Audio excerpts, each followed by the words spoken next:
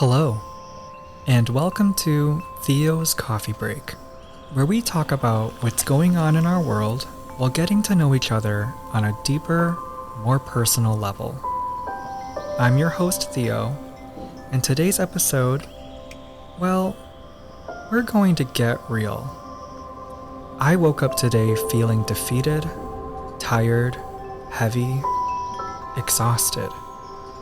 And not because anything is wrong in my life, but because of how other people perceive the way I'm choosing to live my life. And that's when it hit me. I'm tired of carrying other people's fears, doubts, and projections about what a proper life should look like. So today, I'm laying it all down. This episode isn't about fear-mongering or shaming anyone. This episode is about sharing my lived experience. This is about choosing your happiness, protecting your peace, and getting real about what it truly costs to live a life you actually love and enjoy living. So, let's pour it out, settle in, and if you're ready to hear what I really think, let's get into it. Here's the truth. I'm living the life I prayed for. I live with my boyfriend in a safe, beautiful home with a full working recording studio. I quit my job to grow my small business, Shinhu Young Music Enterprise, and its sister company, Theo's Coffee Break, full time. I have the freedom to wake up, create, and fully be present in my daydream, a life I used to only imagine. And yet, I still woke up feeling heavy this morning. That old, gnawing fear whispered, "What are you doing? Shouldn't you be scared? Shouldn't you have a backup plan? Won't you be embarrassed when you fail?" But sitting there with my coffee, that's when it hit me.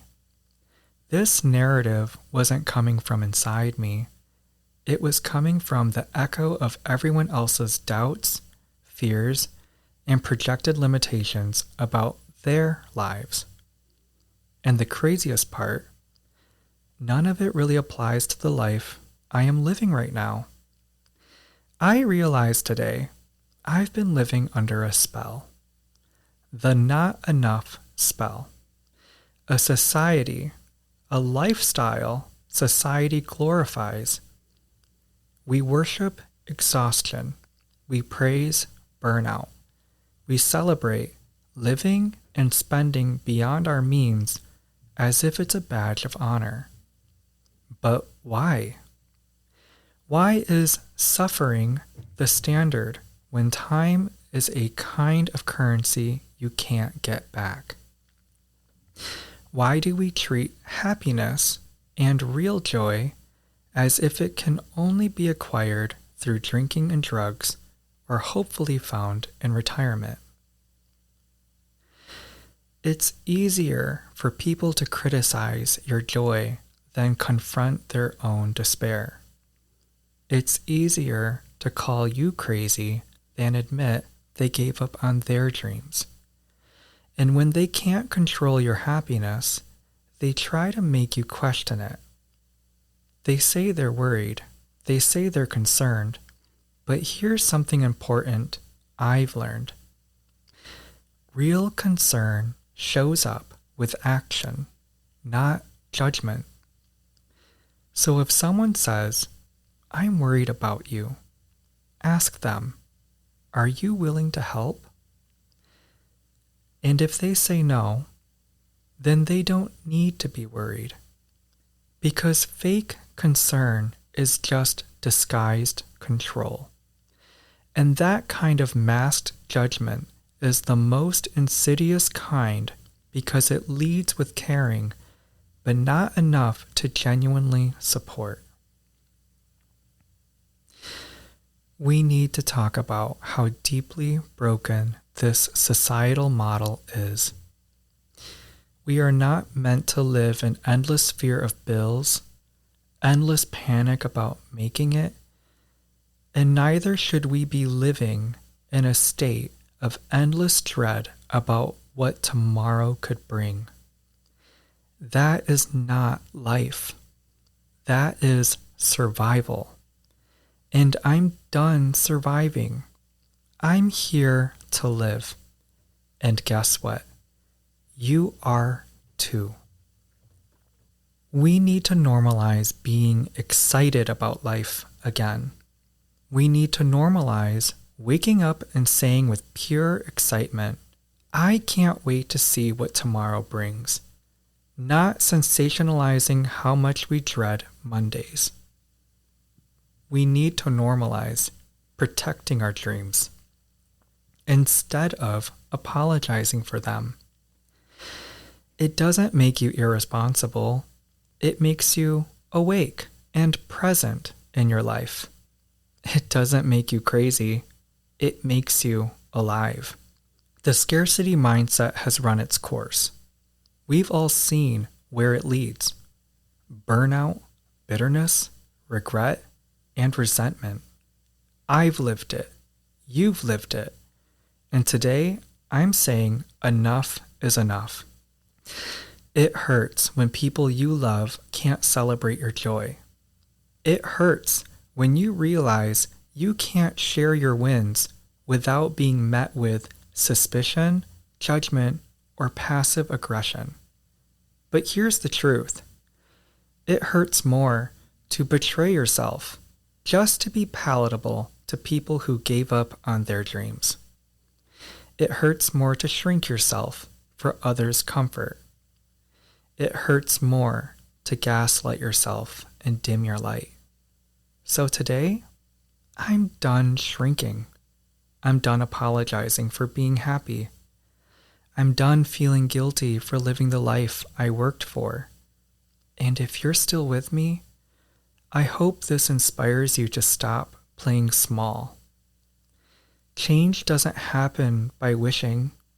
Change happens when you decide you deserve better. And living your life, really living it, is a revolution that you and I are very capable of bringing into this world. If you're listening to this and you've ever been told to be realistic or come back down to earth or have a backup plan, I want you to hear me. You are not crazy for dreaming. You are not irresponsible for choosing joy. Choosing your happiness is not selfish. It's a priority and absolutely necessary. You deserve to wake up excited about tomorrow. And anyone who truly loves you will either celebrate with you or step aside and let you shine. Because again, this is your life, not theirs. Defend your happiness. Protect your peace. Choose yourself. Because yes, the cost of happiness may feel like it's high, but the cost of living a lie will take a toll that is even higher.